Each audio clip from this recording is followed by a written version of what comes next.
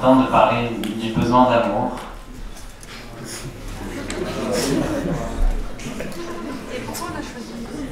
La solitude, le mal de ce siècle, à l'affirmative, pour ce sujet réjouissant. J'appelle Pierre Gasselin.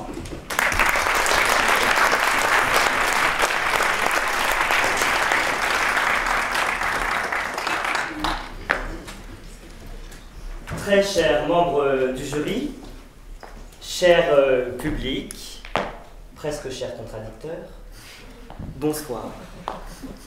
Hier, ayant pris peur que ces jours passés à réfléchir sur l'isolement ne finissent par m'isoler de trop moi-même, j'ai décidé avec quelques amis de sortir.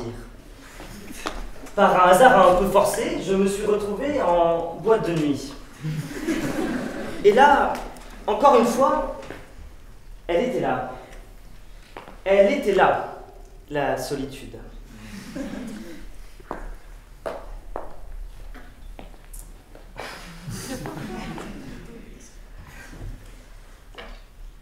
Dans la salle se pressait ce qui m'apparut d'abord comme un tout assez compact. Mais en faisant un petit effort de lucidité, je me rendis compte que je faisais partie d'une centaine de personnes qui étaient là, non pour danser ensemble, mais qui côte à côte dansaient toutes seules.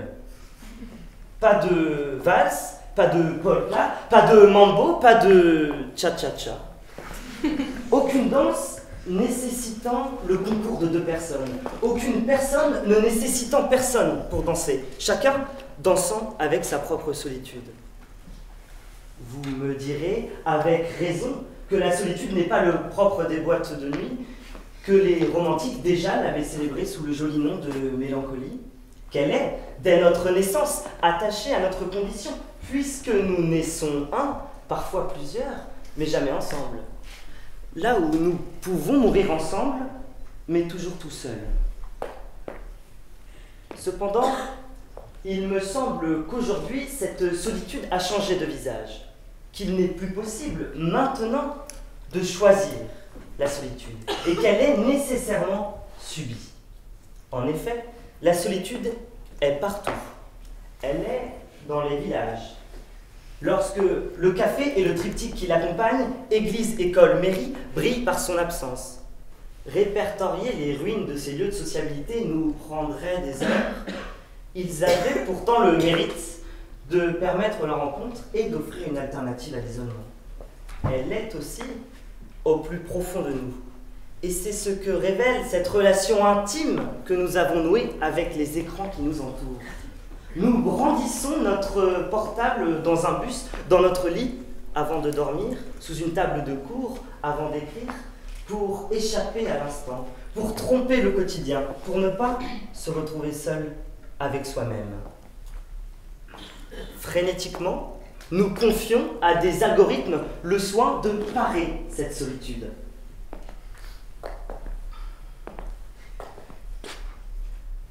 Le soin de nous faire croire que l'on est connecté au monde, là où réellement, lorsque j'ouvre les yeux, mon écran ne renvoie que mon reflet. L'illusion est parfaite. Nous pensons avoir entre les mains l'outil nous permettant de parer notre solitude. Il est en fait l'instrument qui nous la rappelle constamment. Mais pire encore, non contente d'être ce mal omniprésent lorsqu'on cherche à la fuir, elle est aussi ce qui nous fait mal lorsqu'on désire s'y réfugier et qu'elle est introuvable. Tous nos sens sont en éveil et nous empêchent de faire silence. Lorsque l'on ressent le besoin d'être seul, il devient de plus en plus difficile de se fermer volontairement au monde. Nos oreilles sont sans cesse contraintes par un bruit continu. Bonsoir, dans l'actualité aujourd'hui, l'ouverture du secrétariat du Père Noël, toujours à Libourne, en Gironde. Notre pensée est inquiète face à un monde que l'on veut nous faire croire toujours plus face à un monde que l'on veut nous faire croire toujours plus dangereux. Sexe, drogue, alcool, prostitution, nos caméras ont suivi pendant 2 mois le quotidien. Notre regard est sans cesse pollué par la publicité. Économiser 30 centimes sur ces 2 boîtes de sauce au canneberge. Même le sommeil nous quitte et avec lui le dernier moyen gratuit de se retrouver seul avec soi-même. Tout nous prête donc à penser qu'il devient de plus en plus difficile à notre époque de choisir la solitude. Elle est le mal du siècle lorsqu'elle est partout. Elle l'est aussi lorsqu'elle est nulle part. Le monde dans lequel nous vivons nous rappelle constamment cette solitude et paradoxalement nous empêche de nous y réfugier lorsque l'on ressent le besoin d'être seul. Ce qui semble avoir été rompu aujourd'hui, c'est cet équilibre entre le poids qu'elle représente dans nos vies et le besoin qu'elle constitue. Et je vous le concède, pour rééquilibrer la balance, nous attend un travail qui nécessitera bien tous les maux du siècle. Mais revenons au plus important. Mesdames et messieurs, la prochaine fois que vous êtes en boîte de nuit, trompez la solitude et dansez ensemble.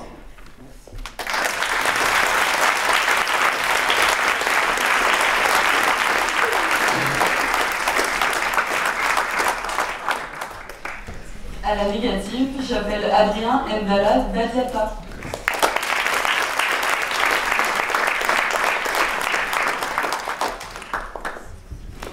Mesdames et messieurs du jury, cher beau public, cher Pierre, bonsoir. Bonsoir et merci à vous d'être là. Si vous êtes là ce soir, c'est que vous avez fait le choix du savoir. Et c'est à nous de faire preuve d'acuité. Nous sommes dans une époque de désir moral, de désir, de principe, de respect et de besoin, de respect de ces principes et de réaffirmation de nos valeurs. Nous sommes dans une époque où les besoins et la hiérarchisation de ces besoins ont atteint leur paroxysme. Dans une époque où le prisme du paradoxe a atteint son apogée.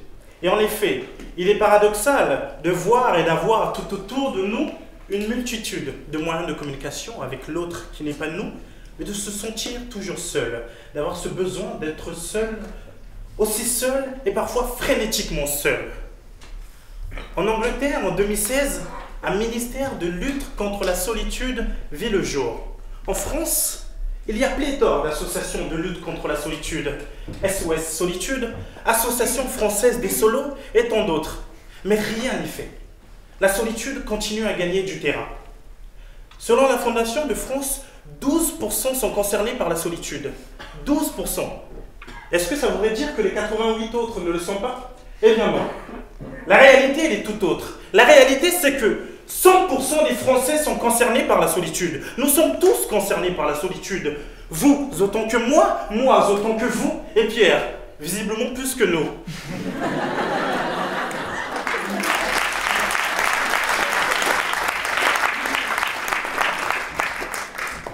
Laissez-moi vous poser une question. Dans votre vie, n'avez-vous jamais eu la sensation d'être seul? Assurément que oui. Dans des ruptures, dans des échecs, dans des moments difficiles dans la vie. Mais pourtant vous êtes là, glorieux et triomphant. La réalité, c'est que la solitude n'est en aucune façon le mal du siècle. En aucune. Il s'agit de la comprendre. Il s'agit de s'en servir comme d'un aide d'outil à la compréhension de l'existence. Il s'agit de la comprendre et d'en saisir le sens. Il y a deux sortes de solitude. Il y a de la solitude dans la vie elle-même, une solitude anthropologique, puisque l'on est, l'on vit, l'on pense, l'on meurt seul. Et il y a de la solitude dans la vie que nous choisissons de mener, dans nos métiers, dans nos fonctions, dans nos études. Il ne s'agit pas de la cacher, il ne s'agit pas de la renier, ni même d'en guérir, mais il s'agit d'en faire l'éloge, puisque la solitude nous confère un arbre de paix. La solitude nous permet de nous découvrir. La solitude nous permet d'avoir la paix. La solitude nous permet de nous enrichir, d'enrichir notre amour propre et notre amour pour autrui. La solitude nous offre d'énormes cadeaux.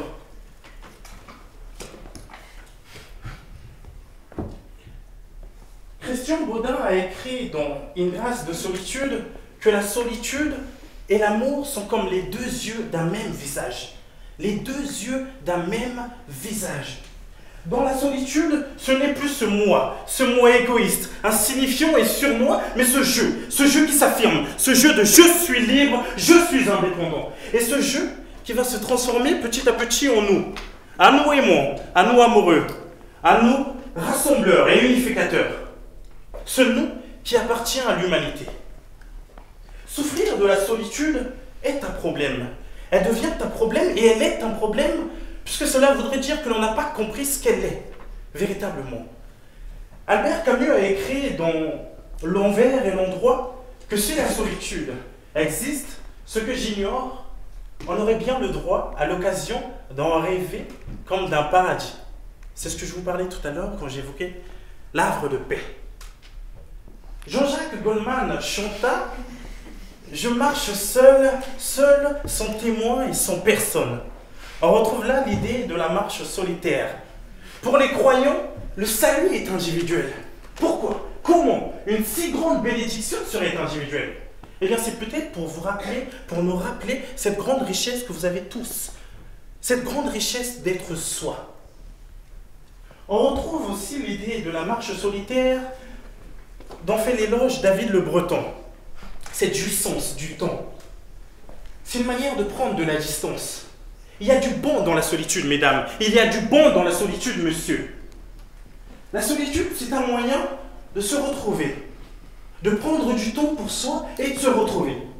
La solitude, c'est de faire un arrêt sur image, de se replier sur soi et de se sentir enfin exister. Merci.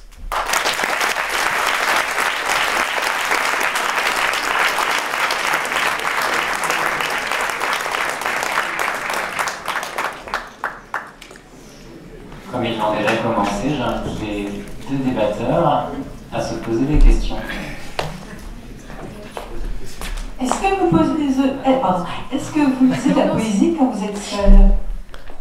Est-ce que l'on lit la poésie quand on est seul? Je suis seul. Est-ce que vous pourrez répondre à cette question après avoir débattu? Vous pourrez le faire après.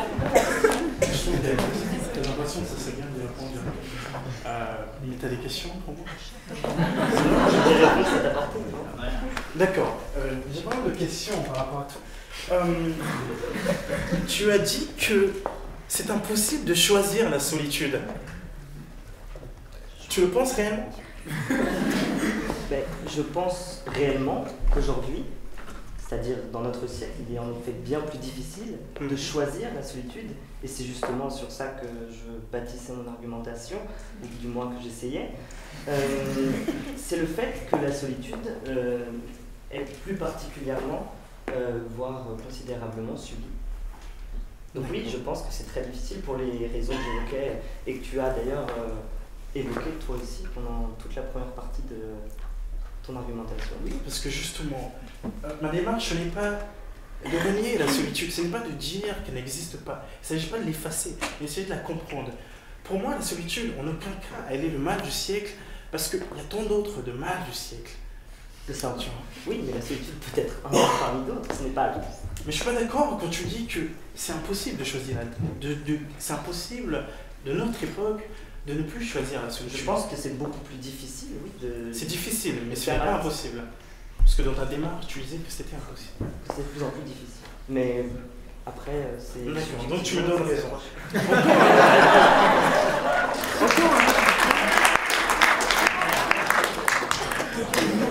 Encore un autre point, tu as parlé de quand le sommeil nous attrape, c'est impossible pour nous par la suite d'être seuls.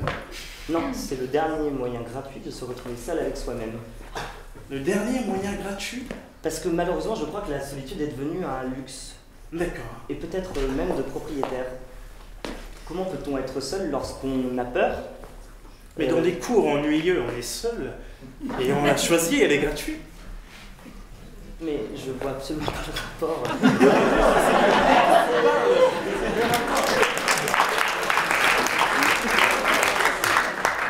Le rapport, c'est que...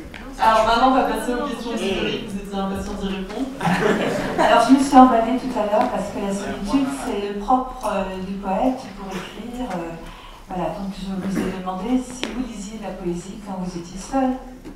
Je préfère lire de la poésie quand je suis seul. Peut-être.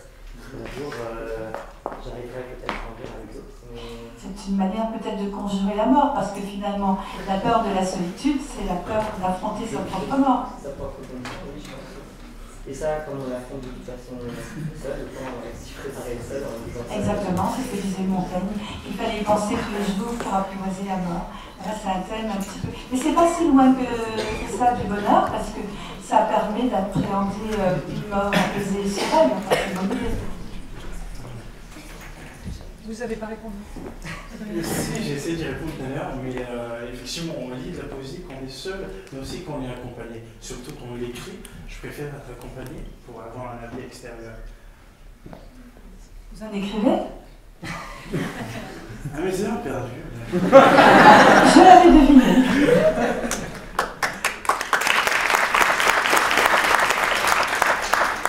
Alors, deux questions, pour Adrien. Vous vivez en hébergement seul ou en coloc? Je vis en hébergement seul ou en coloc? Je vis en coloc. Je vis en coloc avec mon frère qui est d'ailleurs là.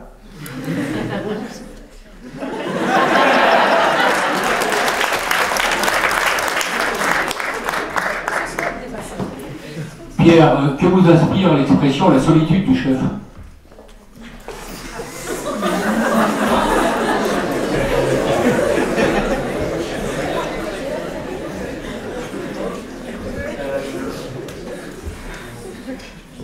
Sans doute une certaine fatalité face à une décision que l'on doit prendre seul et qui de toute façon aura des conséquences que l'on devra aussi assumer seul.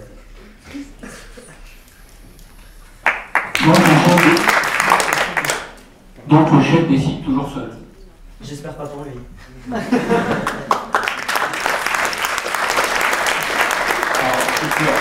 Une question, c'est autorisé? Pas du tout.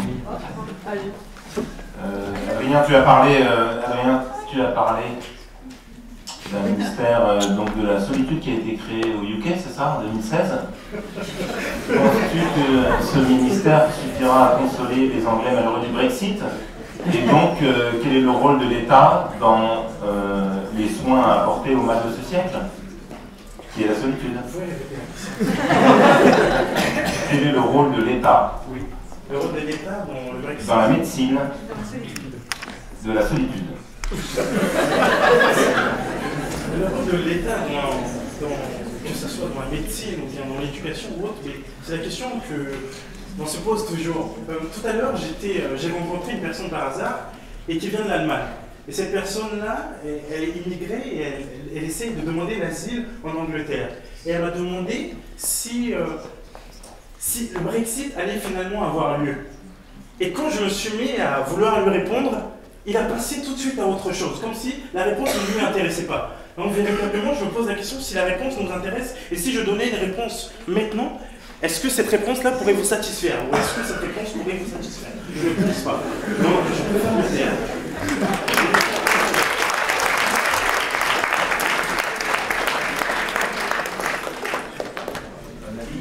Même question, j'imagine. Bon, je ne refuse pas l'obstacle.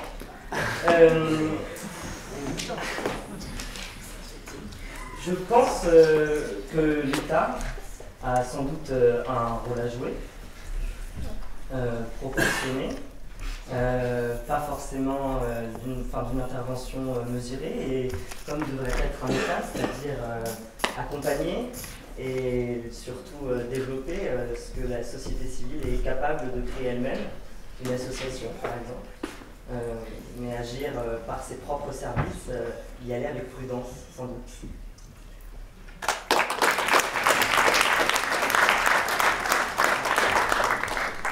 Pour cette troisième joute, je me sens bien seul au moment où il va falloir décider d'un vainqueur. Néanmoins, d'abord, vous m'avez fait rire. Je vais commencer par Pierre. Vraiment drôle, un bon texte, très présent aussi.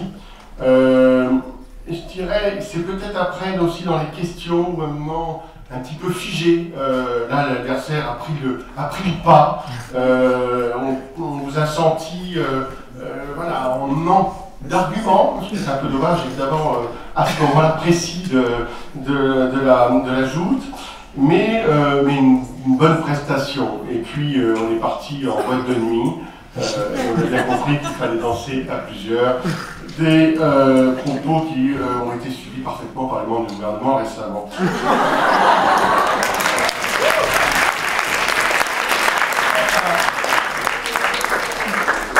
Et Adrien, donc Adrien, vainqueur de cette joute, bravo.